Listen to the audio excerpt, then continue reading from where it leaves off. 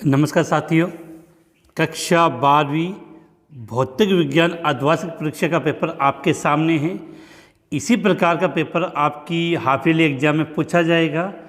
तो स्टार्ट करते हैं। जो स्टूडेंट फर्स्ट बार इस एम की पोस्ट यूट्यूब चैनल पर आए वो चैनल को लाइक शेयर और सब्सक्राइब करना ना भूलें। क्वेश्चन नंबर 1 आपकी स्क्रीन के सामने, क्वांटम आवेश का मान लिखिए। तो क्वांटम आवेश का मान होता है 1.6 इंटू 10⁻⁻19 कूलाम। क्वेश्चन नंबर 2, धारा घनत्व का एसआई मात्रक लिखिए। तो धारा घनत्व का एसआई मात्रक क्या होता है? एम्पियर प्रति मीटर स्क्वायर। धारा घनत्व का एसआई मात्रक क्या होता है? एम्पियर प्रति मीटर स्क्वायर। अगला क्वेश्चन, अगर इनमें से कुछ क्वेश्चन अगर आपको आते हैं तो उनके आंसर आप कमेंट्स में बता सकते हैं। क्वेश्चन नंबर 3, 40 वाट 220 वोल्ट के बल्ब में विद्युत धारा प्रवाहित का मान लिखिए। तो देखो, धारा का मान ज्ञात करना, तो धारा का मान ज्ञात करने का यहाँ फॉर्मूला क्या होता है? I बराबर P/V। P का मतलब शक्ति कितनी दी है? 40 वाट, और वोल्ट कितना? 220। तो 40/220। अब इसको हल कर लोगे तो किसका मान आ जाएगा? धारा का मान आ जाएगा। तो ये क्वेश्चन में इतना आपके लिए। चलो इसको हल करके इसका जो आंसर आए वो आप कमेंट्स में बता दीजिए, जिससे मुझे भी पता चले कि आपका फिजिक्स में इंटरेस्ट है या नहीं है।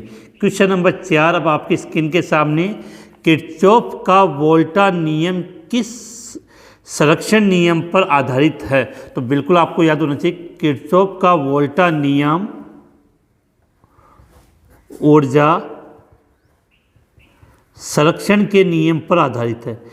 तो किरचॉफ का वोल्टा नियम किस नियम पर? ऊर्जा संरक्षण के नियम पर आधारित है। अगला क्वेश्चन है, चुंबकीय क्षेत्र की विमाएं और उसका मात्रक लिखना है। तो जो चुंबकीय क्षेत्र का जो क्षेत्र की विमाएं और मात्रक तो इसका टेस्ला। चुंबकीय क्षेत्र का मात्रक क्या होता है? टेस्ला। और इसकी हमें क्या लिखनी है? विमा। तो विमा क्या होती है इसकी? M1 L0 T2 A-1। तो चुंबकीय क्षेत्र की विमा M1 L0 T2 और A⁻⁻1, और इसका मात्रक क्या होगा? टेस्ला।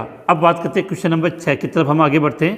क्वेश्चन नंबर 6 कि यदि किसी प्रेरक तत्व में धारा का मान दुगना कर दिया जाए तो संग्रहित ऊर्जा कितनी गुना हो जाएगी? यदि किसी प्रेरक तत्व में धारा का मान दुगना कर दिया जाए तो संग्रहित ऊर्जा कितनी गुना हो जाएगी? तो इसका आंसर हो जाएगा आपका 4 गुना। 4 गुना। नेक्स्ट क्वेश्चन, दो कुंडलियों के मध्य अन्योन्य प्रेरण गुणांक किस प्रकार बढ़ाया जा सकता है? तो कुंडलियों के फेरों की संख्या में वृद्धि करके। तो इस क्वेश्चन नंबर 7 का आंसर हम कह सकते हैं कि कुंडलियों के फेरों की संख्या में वृद्धि करके। कुंडलियों की फेरों की संख्या में वृद्धि करके हम इस सवाल का आंसर ले सकते हैं। अगला है, एल बट्टा आर का विमीय सूत्र लिखिए। एल बट्टा आर का हमें क्या लिखना है? विमीय सूत्र लिखना है, जहां एल किसको रिप्रेजेंट कर रहा है? स्वप्रेरक तत्व को, और आर प्रतिरोध को रिप्रेजेंट कर। तो इसका क्या बनेगा? M0 L0 T1। T क्या हो जाएगा? 1 हो जाएगा। अगला, X 15-22 नाभिक में प्रोटॉन एवं न्यूट्रॉन की संख्या। प्रोटॉन का मतलब इसमें जो नीचे लिखा है वो क्या होता है? प्रोटॉन। तो यहाँ P का मान कितना हो गया? 15। अब न्यूट्रॉन निकालना, तो ऊपर क्या लिखी होती है? द्रव्यमान संख्या। द्रव्यमान संख्या में से प्रोटॉन की संख्या घटा दोगे तो किसकी संख्या आ जाएगी? न्यूट्रॉन। तो न्यूट्रॉन कितना आ जाएगा यहाँ पे? 7। अगला क्वेश्चन, परमाणु भट्टी में मंदक के रूप में काम आने वाले किसी एक पदार्थ का नाम लिखिए। तो परमाणु भट्टी में मंदक के रूप में या तो हम प्रयोग किसका करते हैं? भारी जल का, या हम प्रयोग करते हैं ग्रेफाइट का। अब आपसे मैं पूछना चाहूँगा कि परमाणु भट्टी में मंदक के रूप में, तो हम प्रयोग करते हैं भारी जल और ग्रेफाइट का। अब आपसे यहाँ से क्वेश्चन में पूछा कि इस मंदक का उपयोग क्या होता है? परमाणु भट्टी में मंदक कार्य क्या करता है? वो आप कमेंट्स में बताइए। इसके बाद चलते हम नेक्स्ट अगले क्वेश्चन की तरफ। 4 अर्ध आयु के बाद रेडियो एक्टिव पदार्थ की कितनी प्रतिशत मात्रा शेष या अवशेष रहती है, तो इसका आंसर हो जाएगा 6.25%। 6.25%। इसके बाद चलते हैं अगला क्वेश्चन, क्या 6 के बाद नाभिक की द्रव्यमान संख्या में हानि होती है? तो इसका आंसर होता है नहीं। क्या हो जाएगा? नहीं। तो ये मैंने आपको 1 से लेकर 12 तक जो छोटे क्वेश्चन थे वो मैंने आपको इजीली हल करवा दिए। इसके बाद अब चलते हैं बड़े क्वेश्चन, और जो शुरुआत के 1 से लेकर 12 नंबर तक के क्वेश्चन थे वो काफ़ी इजी थे और उनको आप इजीली याद कर सकते हो।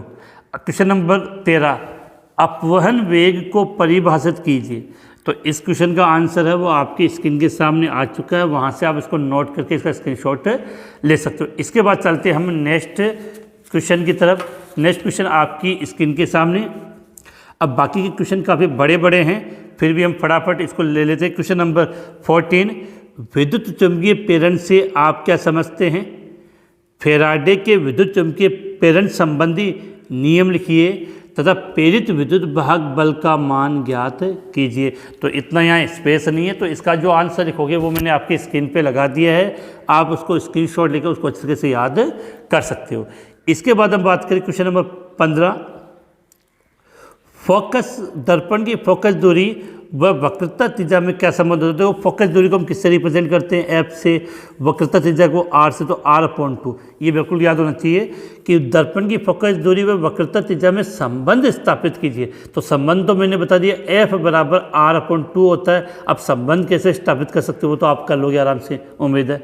अगला क्वेश्चन कि सूर्य उदय और सूर्यास्त पर सूर्य लाल प्रतीक क्यों होता है? देखो यहाँ से क्वेश्चन समझने की कोशिश करना कि सूर्य उदय और सूर्यास्त के समय जो सूर्य होता है वो पृथ्वी के क्षैतिज पर होता है, और क्षैतिज पर होने का मतलब यहाँ पर पृथ्वी और सूर्य के बीच में अधिकतम दूरी होती है, जिसके कारण बाकी सभी रंगों का प्रकीर्णन हो जाता है और सूर्य हमें क्या दिखाई देता है? लाल रंग का दिखाई देता है। इसके बाद नेक्स्ट क्वेश्चन की बात करते हैं, किस रंग के लिए प्रिज्म का अपवर्तनांक अधिकतम होता है और किसके लिए न्यूनतम होता है? तो बिल्कुल याद कर लेना, बैंगनी रंग के लिए। कौन से रंग के लिए? बैंगनी रंग के लिए अपवर्तनांक अधिकतम होगा, और न्यूनतम की बात करें तो लाल रंग के लिए। किसके लिए? लाल रंग के लिए इसका जो अपवर्तनांक होता है वो न्यूनतम होता है। इसके बाद अगला क्वेश्चन, संयुक्त सूक्ष्मदर्शी की आवरण क्षमता कैसे बढ़ाई जा सकती है? तो इसका जो आंसर है वो मैंने आपकी स्क्रीन पे लगा दिया है, वहाँ से आप इसको नोट करके इसका स्क्रीनशॉट ले लो, या तो नोट कर सकते हो या स्क्रीनशॉट ले सकते हैं। इसके बाद आपके जो क्वेश्चन पूछे 18, 19 और 20, तो ये सब 18 वाले क्वेश्चन है। फटाफट मैं पढ़ देता हूँ कि 18 क्वेश्चन है कि दो आवेशों के मध्य स्थिर विद्युत बल के कूलाम के नियम को परिभाषित कीजिए तथा इसकी सीमाएं बताइए और इस नियम द्वारा इकाई आवेश को परिभाषित कीजिए। अगला, बायो सावर्ट के नियम। अब इन दोनों में से जो आपको अच्छा लगे वो आप कर सकते हो। अगला, बायो सावर्ट के नियम का उपयोग करते हुए किसी धारावाही वृत्ताकार लूप के अक्ष पर किसी बिंदु पर चुंबकीय क्षेत्र के लिए एक व्यंजक व्युत्पन्न कीजिए, आवश्यक क्षेत्र बनाइए। या एम्पियर का परिपथ वाला क्वेश्चन भी आप कर सकते हो।